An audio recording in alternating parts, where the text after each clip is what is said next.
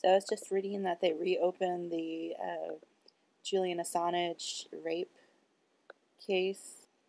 The director of prosecutions, Marianne Neen, released a statement saying, "There's a reason to believe that a crime has been committed.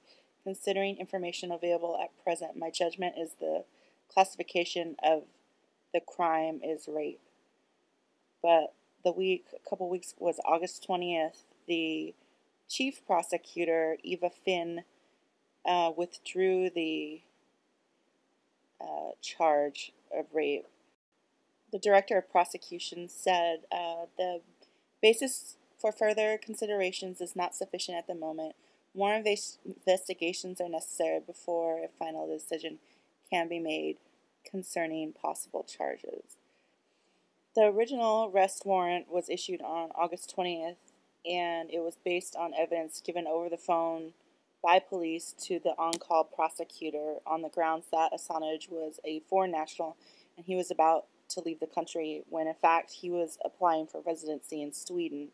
And also there was a leak to the media to a Swedish tabloid called Expressen, and Expressen has a real right-wing slant to it.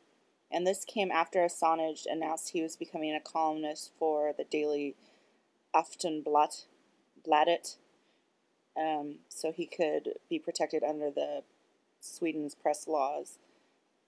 Contrary to normal procedure in Sweden, the prosecutor's office made public the arrest warrant and also the charge of rape, and that prosecutor has now been reported to a Swedish parliamentary organization by a local watchdog group.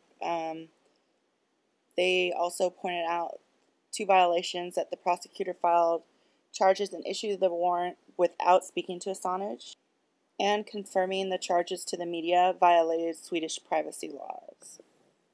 Apparently, the British and U.S. newspapers and television have been playing up this Assange rape gate since it broke, and now it's not really surprising that they're reopening it. They're probably under a lot of political pressure from the United States at this point. It just is really interesting to me that no matter if these allegations are true or not, that it's surrounded, or it's about someone being raped, that, someone can either lie about it or do it and get away with it. It's just fucking bizarre. This whole issue is fucking bizarre. I personally am leaning towards believing Assange. I just can't see where he's alone and in the middle of all this shit and just going on a rape spree. It doesn't make any sense. And I do believe that the government would do anything to smear him, especially since he has, this one gig or more of documents or video or whatever that's going to be very damaging when it does come out. It's just such fucking bullshit. Instead of the United States doing the right thing and being truthful, they've got to do these underhanded tactics and try to discredit anyone who speaks out against them or shows them for who they really are. It's just sickening. I was planning on making a video about this concert I went and saw this week. It was the Megadeth and Slayer, and it was almost like a religious experience for some of these people in the audience. There's a guy who was a paraplegic. He was down on the floor, like in the middle of a mosh pit, and there's people moshing around him. And he was proper. He could only move his wheelchair with his mouth. And I was like, damn, that's a real fan to come out when you're can't even move, and to get on the floor with all these crazy people. But it's like I don't really feel like talking about that when I see shit like this. And I just read on Jizzabels website. They just did a what you need to know about WikiLeaks rape scandal. And Jizzabel is associated with or owned by Gawker, who has reporting from this asshole named, what's his name, Adrian Chen. And, he's dismissing the Pentagon story, saying the only conspiracy was hatched by Julian Assange's wandering dick against his better judgment. He adds Julian Assange is a megalomaniac prick, and he knew very well what he was up to. His Twitter-based conspiracy theories were and always have been a disingenuous ploy to drum up sympathy and dollars for WikiLeaks. You know what? Fuck you, Adrian. I think your disingenuous ploy is to drum up sympathies for the fucking assholes who are leaking this story, and for you, because he won't take your fucking phone calls. Gawker, motherfucker. You think you're some sort of goddamn journalist when you're just a goddamn tabloid online, basically. Frick. Anyway, I'm in a bad mood. I can't even construct my thoughts properly at this point. Ugh. Fuck it. Everything's so fucked. It's all fucked. And I can't believe I did this to myself. I clicked on one of these Gawker fucking links, and it says, what is this? WikiLeaks, no, that's not it. Meet WikiLeaks founder's alleged sex victim, and then you click on it, and there's a picture of this, cute-looking Swedish blonde hair, blue-eyed chick, and it's like, meet Anna Adrian, the political secretary and press officer for the Swedish Brotherhood Movement, a group of Christians from the Social Democratic Party, controversial for inviting anti-Semitic speakers to the country.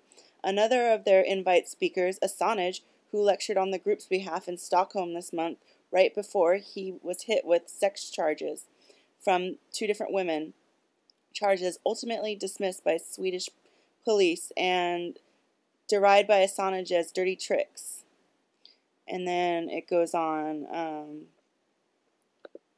WikiLeaks leader Julian Assange implied that the rape and molestation charges against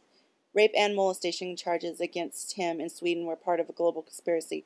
But the fringe left accuser identified in the Swedish media hardly seems like a CIA plan. Well, yeah, no fucking shit. Like they're going to get some right-wing looking, someone with a right-wing past to accuse him of rape. And then they quote some Swedish blogger saying, one writer wondered if the radical feminist was the world's most hated woman right now. The backlash against the former university research assistant is fueled not only by the police backing down from the charges against Assange, but also by the 7-step guide Adrian published in January to legal revenge that involves, in one example, sabotaging the victim's sexual relationships. I guess the CIA has fucking caught up with Julian's 7-step guide and are using it on him. Apparently he's still being charged with molestation, or they have a molestation case going. I was reading something else saying that there might have been consensual sex and then it turned into rape. I have no idea what the fuck is going on. It's all just... if Julian Assange really did this, then I am so fucking disappointed. I mean, just when you think you couldn't get any more disillusioned with shit, then something like this comes along. I'm not saying I'm fucking believing it right now, because it's just so interesting that it was a leak to the right-wing press, that the right-wing press fucking disseminated the story, and now all the other little piggies are picking up the story to fucking throw in their trough. I mean, it's a real scintillating, isn't it? To get people off not thinking about it, fucking Afghanistan, thinking about Assange's cock. I mean, isn't that just fucking convenient? And isn't that just like the British and the fucking Americans to become obsessed with a story like this? We're just like so, like bulls with a fucking ring. Just pull our ring and we'll follow you. Oh, yeah, forget that war tapes. Forget these leaky papers that show all this horrible shit that's going on. This guy could have possibly raped someone or is accused of it. And it just pisses me off because people are getting raped and going with real fucking DNA evidence and are being dismissed. I want to know if there is actual evidence if these women had rape kits. It just pisses me off that I feel like I'm put in this position where I have to be against these women. That I have to like stand against women. Oh, it just fucks me off completely. I don't know. I'm so annoyed and pissed right now. I can't even say what I want to say. It's just,